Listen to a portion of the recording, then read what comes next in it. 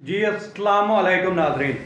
नाजरीन, इस कॉन्फ्लिक्ट का एंड हुआ इंडिया और पाकिस्तान के दरमियान। और अगर हम इस चीज़ की बात करें कि ये जो मीम का स्टफ नज़र आ रहा है वो अपनी जगह पे, लेकिन कौन प्रॉफिट में रहा, किसकी इमेज बिल्डिंग हुई और किसको लॉस हुआ या कौन लूज़र रहा, तो इसमें अगर हम देखें तो पहले अगर हम लूज़र्स की बात करें तो सबसे बड़ा जो लूज़र रहा इस कॉन्फ्लिक्ट में नाजरीन, तो वो फ्रांस था।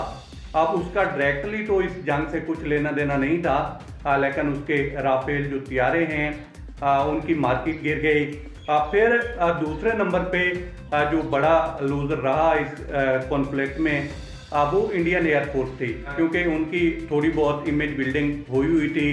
गूगल पे भी जाएं तो काफ़ी सारी जो टॉप की अफवाज हैं, एयरफोर्सेज हैं, उनमें उनका नाम आता है। तो दूसरे लूज़र जो हैं वो ये रहे हैं। फिर तीसरे नंबर पे अगर हम बात करें तो गोदी मीडिया रहा है, क्योंकि उन्होंने जिस तरह का खेल खेला और जिस तरह की फेक न्यूज़ दी, तो जो थोड़ा बहुत भी उनके ऊपर एतबार था वो पब्लिक आउट गया है। तो तीसरे नंबर पे गोदी मीडिया है। फिर अगर हम चौथे नंबर पे बात करें तो नरेंद्र मोदी का नाम आता है, क्योंकि उनके बारे में भी ये कहा जाता था कि जनाब 56 इंच का सीना है और जो सख्त फैसले हैं वो ले सकते हैं।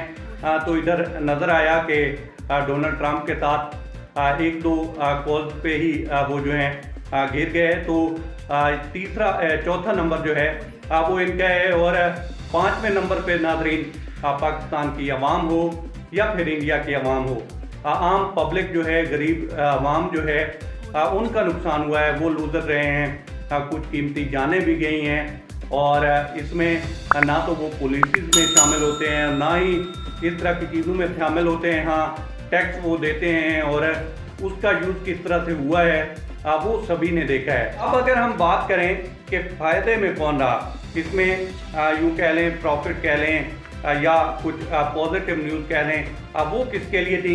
एक पे तो नाजरीन आता है चाइना। चाइना के जिस तरह से J-10C होके पाकिस्तान का भी उसमें हाथ है, उसकी मशहूरी हुई। फिर दीगर जो डिफेंस के हवाले से कंपोनेंट थे, जिस तरह से उनकी पब्लिसिटी हुई है, तो बेनिफिट में रहा है। सबसे ऊपर टॉप पे जो है वो चाइना है।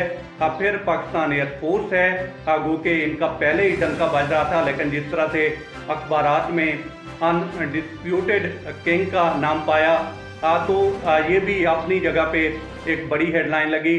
फिर जो तीसरे नंबर पे बेनिफिट में रही है वो PTI रही है, क्योंकि PTI के हवाले से काफ़ी सारे जो यहाँ पे पॉलिसी मेकर्स हैं उनको तहफ़्फ़ुज़ात थे, तो वो तहफ़्फ़ुज़ात भी दूर हुए। और जब मुल्क पे मुश्किल टाइम आया तो PTI जो है इसे कंधा मिलाकर खड़ी हुई। तो तीसरा नंबर PTI का है। फिर चौथे नंबर पे पाकिस्तान बतौर कंट्री तरह से दुनिया में जाने लगा। जिस तरह से दुनिया ने देखा कि इसके ऊपर मुश्किल वक्त आया, तो किस तरह से बतौर कौम पाकिस्तान जो है, बतौर नेशन पाकिस्तान जो है वो खड़ा हुआ। और पाँचवें नंबर पे नाजरीन जो मैं समझता हूँ किसी हद तक गेन किया है, वो पाकिस्तान की मिलिट्री क़यादत हो या फिर नून लीग हो, इन्होंने भी थोड़ा बहुत पब्लिक में अपना जो है इमेज बनाया है, इमेज बिल्डिंग हुई है। तो ये मेरी नज़र में नाजरीन लूज़र और जिनको बेनिफिट हुआ है वो मैंने आपके सामने रखा है। आप इस बारे में क्या राय रखते हैं, आप कमेंट बॉक्स में लिख सकते हैं। बहरहाल अब तक इतना ही, अपना ख्याल रखिएगा और अपने चैनल का भी।